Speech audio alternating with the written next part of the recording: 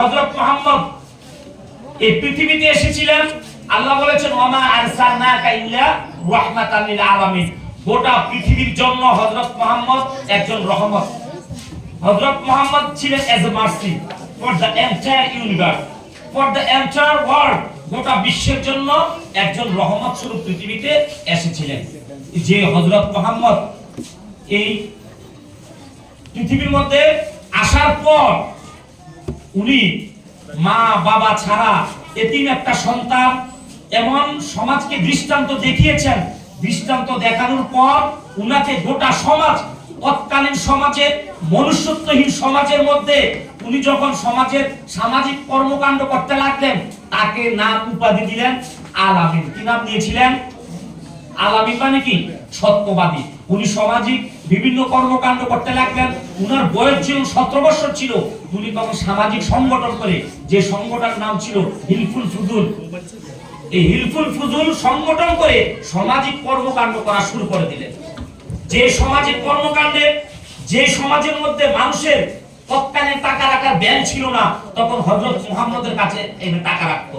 তৎকালীন সময়ে মানুষের কাছে স্বর্ণ গয়না রাখার জন্য বিভিন্ন ব্যাংক ছিল না।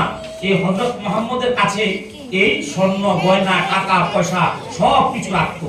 যে ছেলেটার মা বাবা ছিল না, বড় হওয়ার পর এমন সততা দেখিয়েছেন সমাজকে, যে সমাজের প্রত্যেকটা লোক ছোট থেকে বড় সবাই তাকে আলামিন নাম দিয়েছিলেন, যে এই লোকটাই সত্যবাদী।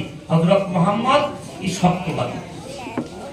এই জন্য বন্ধুরা আমার, আজকের দিনে কেন হযরত মুহাম্মদের চর্চা হচ্ছে? এই জন্য চর্চা হচ্ছে, হযরত মুহাম্মদ এমন একজন ব্যক্তি যিনি গোটা পৃথিবীর হিন্দু নয়, মুসলিম নয়, পাহাড়ি নয়, বাঙালি নয়, সকল মানুষের কাছে উনি সকল মানুষ উনার দৃষ্টিতে ছিল সমান।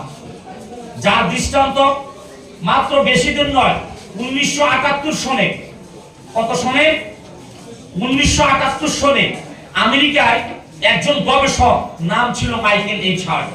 মাইকেল এইচ হার্ট একটা গবেষণা করেছিলেন, গোটা পৃথিবীর 100 জন মানুষের উপর গবেষণা করেছিলেন, যেখানে বড় বড় বিজ্ঞানী, বড় বড় ধর্মগুরু, বড় বড় সাহিত্যিক, এই উনাদের মধ্যে গবেষণা করে গোটা পৃথিবীর সর্বশ্রেষ্ঠ 100 জন মানুষের লিস্ট করেছিলেন। 100 জন মানুষের লিস্ট করার পর সর্বপ্রথম যে নামটা ছিল, সেই নামটা ছিল হযরত মুহাম্মদ। মাইকেল এইচ হার্ট যখন এই নামটা 1 নম্বরে দিলেন, তখন গোটা পৃথিবীতে হইচই পড়ে গিয়েছে যে হযরত মুহাম্মদ কে? সে হযরত মুহাম্মদ যে লিস্টের মধ্যে সক্রিয় ছিল, যেখানে মহাত্মা গান্ধী, যেখানে জেসাস, যেখানে মুসাস, যেখানে কনফুসিয়াস, এই 100 জন মানুষের লিস্টের মধ্যে যে 1 নম্বরে দেওয়ার পর মাইকেল এইচ হার্ট বলেছিলেন, উনার ভাষায় গোটা পৃথিবীতে হইচই পড়ার পর উনি বলেছিলেন, my choice of Muhammad to lead the list of the world's most influential persons may surprise some readers, may be questioned by others, but he was the only man in history who was supremely successful in both the religious and secular level. উনি বলেছিলেন যে আমি হযরত মুহাম্মদকে 1 নম্বরে দিয়েছি। গোটা পৃথিবীর মানুষ তোমরা অবাক হতে পারো, গোটা পৃথিবীর মানুষ তোমরা আমাকে প্রশ্ন করতে পারো, কিন্তু হযরত মুহাম্মদ এমন একজন ব্যক্তিত্ব, যিনি পৃথিবীর মধ্যে ধর্ম এবং ধর্মনিরপেক্ষতা যে শান্তির প্রাচীর প্রতিষ্ঠা করেছিলেন, সেই লোকটার নাম হচ্ছে হযরত মুহাম্মদ। যার দৃষ্টান্ত আমরা বলতে পারি, একদিন হযরত মুহাম্মদ এভাবে বসে আছেন উনার সঙ্গীদেরকে নিয়ে।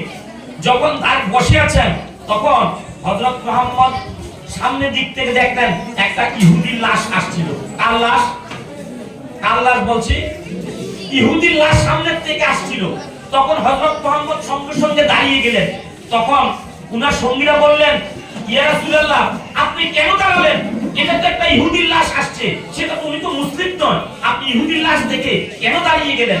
হযরত মুহাম্মদ বললেন, ও আমার সঙ্গীরা, আমি 2 চোখ দিয়ে দেখছি একটা মানুষের লাশ আসছে।